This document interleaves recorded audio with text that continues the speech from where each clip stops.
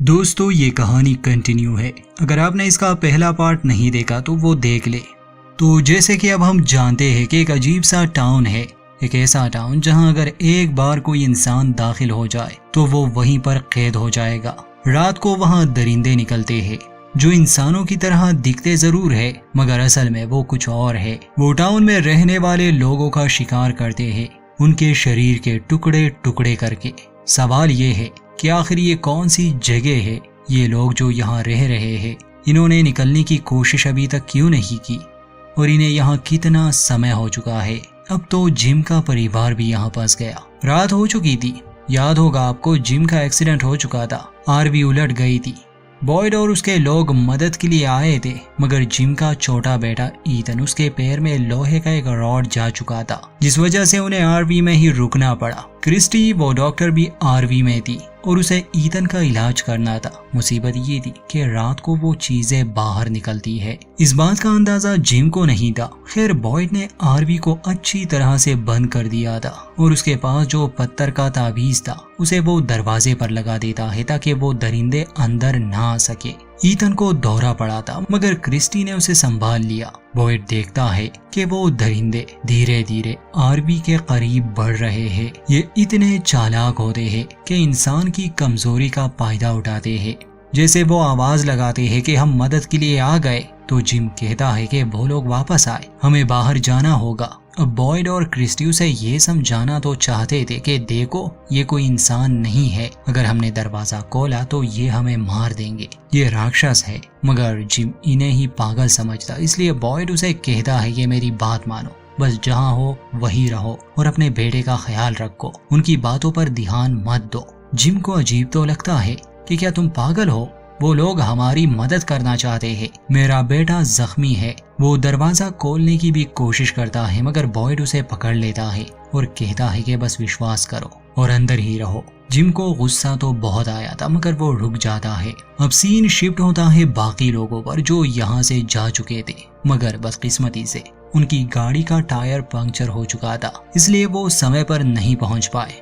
अंधेरा हो चुका था, दरिंदे बाहर निकल आए थे। टाउन के लोगों ने अपने दरवाजे बंद कर दिए थे और अगर रात को उनका कोई अपना भी अंदर आने की कोशिश करता है तो वो उस पर भी भरोसा नहीं कर सकते क्योंकि ये दरिंदे किसी भी इंसान का रूप ले सकते हैं। खैर तेज बारिश हो रही थी, ये लोग कॉलोनी हाउस की तरफ भागते हैं। एलिस, रिकी और फादरी जोर जोर से दरवाजे पर नॉक कर रहे थे और आवाजें लगा रहे थे कि हमें अंदर आने दो, दरवाजा खोल दो। मगर अंदर जो लोग थे वो सभी घबराए हुए थे। विश्वास करना मुश्किल था, वो दरवाजा नहीं खोल रहे थे। हालांकि एलिस की गर्लफ्रेंड फातिमा सभी को कहती है कि दरवाजा खोलो, ये वही लोग हैं। इतने में डोना आती है हाथ में गन लिए। अब उसे ही फैसला करना था वो दरवाजा खोले या नहीं, क्योंकि अगर ये वो राक्षस हुए तो सबको मार देंगे। एलिस, फादरी और केनी बहुत घबराए हुए थे। तभी वो दरिंदे उनके करीब आने लगे। केनी गोली भी चलाता है। उनमें से एक लड़का जूलिया का नाम लेता है। शायद जूलिया इस लड़के को जानती थी मगर ये असली नहीं था, बस इस चीज ने जानबूझकर वो रूप लिया था। गोलियों का इन दरिंदों पर कोई असर नहीं होता और इससे पहले कि वो इन सब के टुकड़े टुकड़े कर देते, डोना जल्दी से दरवाजा खोलती है और उन्हें अंदर लेती है। ये लोग बाल बाल बचे। अंदर आते ही डोना इन नए लोगों को गन पॉइंट पर करती है और कहती है कि घुटनों पर बैठ जाओ। हालांकि एलिस, फादरी और केनी डोना से कह रहे थे कि इसकी कोई जरूरत नहीं, ये इंसान ही है।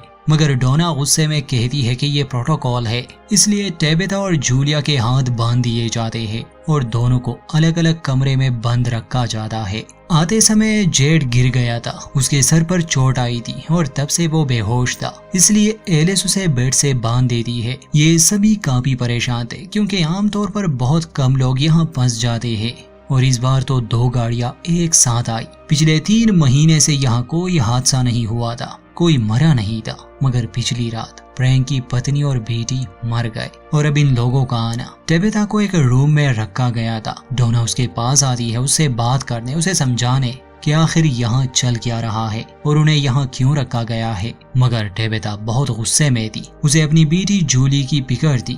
वो बार बार उसी के बारे में पूछ रही थी कि मुझे उसे देखना है, उससे बात करनी है। डोना उसे शांत करती है, कहती है कि पहले हमें बात करनी होगी। डोना उसे कहती है कि देखो, चाहे तुम लोग कितने ही घंटे उस सड़क पर सफर करते रहो, तुम वापस इसी जगह पर पहुंच जाओगे। ये सब शुरू होता है सड़क पर गिरे पेड़ से और उन मनहूस कौवों से।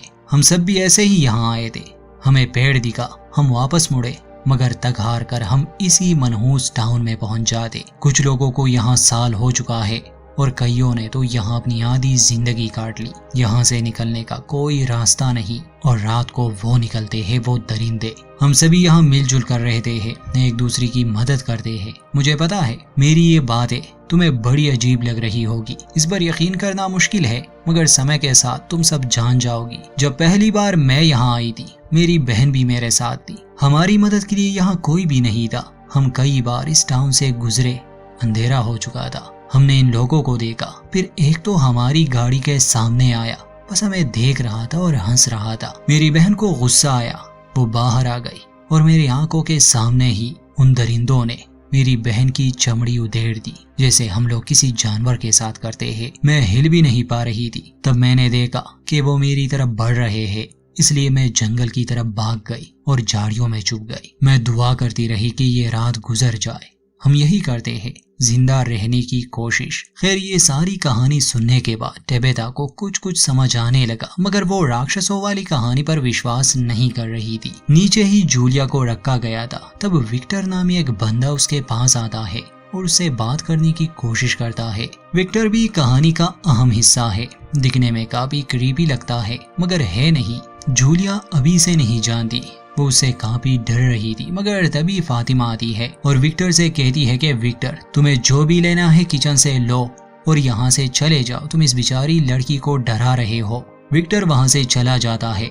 फातिमा जूलिया के पास आती है और उससे बात करने लग जाती है। कहती है कि मैं तुम्हारे साथ रहूंगी कुछ समय के लिए, ताकि यहाँ के बारे में सब समझा सकूं। फातिमा से बात करते करते जूलिया का डर थोड़ा कम हो जाता है। वो जूलिया के हाथ भी खोल देती और उसे अपना कमरा दिखाने ले जाती है। फातिमा और एलिस एक साथ ही रहते थे। कमरे में बहुत से ड्राइंग्स थे। फातिमा उसे बताती है कि ये एलिस का शौक है और वो तुम्हारी भी बहुत सी पेंटिंग्स बनाएगा। अब आरवी में फंसे लोगों को दिखाया जाता है। क्रिस्टी ने अभी तक ईथन के पैर से उस रॉड को नहीं निकाला था। बाहर दरिंदे आवाजें निकाल रहे थे। किसी तरह बॉयड ने जिम को ये बात समझा दी थी कि ये चीजें कितनी खतरनाक है, इसलिए वो अंदर ही रहता है। ईथन को भी होश आ चुका था, उसे काफी तकलीफ हो रही थी। अचानक से क्रिस्टी के दिमाग पर उन बुरे चीजों का असर होने लगा। ईथन के बजाय वो बाहर खड़े उन दरिंदों पर ध्यान देने लगी, जैसे वो कहती है कि क्या हो अगर वो अंदर आ जाए। मगर बॉयड उसे संभाल लेता है, कहता है कि क्रिस्टी मेरी बात सुनो, हमें यहाँ ईथन का इलाज करना है।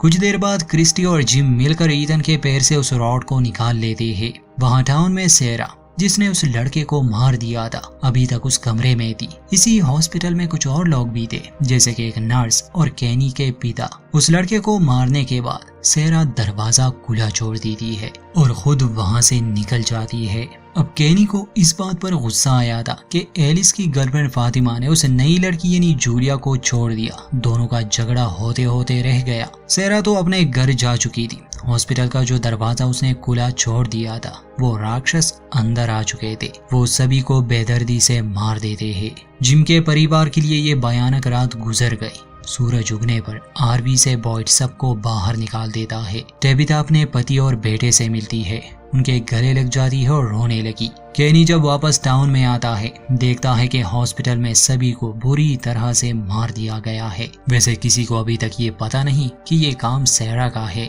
केनी के पिता की लाश भी वहाँ पड़ी थी, जिसे देखकर वो बहुत रोता है। वहाँ अपने घर में सेरा जब नहा रही थी तो उसका भाई देखने आता है कि वो ठीक तो है। सेरा उसके सामने रोने लग जाती है और कहती है कि मेरे पास और कोई रास्ता नहीं था, मैं मजबूर थी। और इसके बाद वो अपने भाई को सारी बात सच बता देती है कि उसने कल रात क्या किया। अंत में दिखाया जाता है कि दुखी केनी जंगल में एक पेड़ को काट रहा है। बॉयड उसके पास आता है। केनी कहता है कि मेरे पिता हमेशा शतरंज खेलते थे, वो इसमें बहुत अच्छे थे और मैं कभी उनसे नहीं जीत पाया। साथ ही केनी कहता है कि ये चीजें, ये दरिंदे, ये भाग नहीं सकते, ये बस आहिस्ता आहिस्ता से बढ़ते हैं, जैसे इन्हें इस सब में मजा आ रहा हो और ये चाहते हैं कि हम इनसे भागे, छुपे। खैर बॉयड उसे और दुखी नहीं करना चाहता था। वो उसे वापस टाउन आने के लिए कहता है। जिम के परिवार को अब टाउन में लाया गया था। ईथन बेड पर था, जूलिया उसके साथ थी, मगर ईथन को बाहर सफेद कपड़ों में एक छोटा लड़का नजर आ रहा था जो उसे देखकर मुस्कुरा रहा था। और यहीं पर इस दूसरे एपिसोड का दी एंड। ये कहानी कंटिन्यू है, जुड़े रहिए।